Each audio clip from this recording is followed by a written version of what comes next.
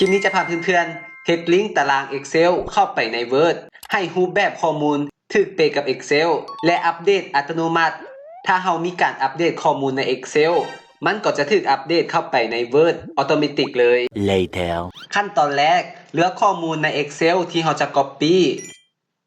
แล้วเปิด Microsoft Word ขึ้นมาเลือกที่คำว่า Paste บนลูกศรลงนี้เนาะแล้วเลือกวางตัวที่3 Link and Give Source Formatting จะเป็นการวางแบบลิงก์ข้อมูลกัน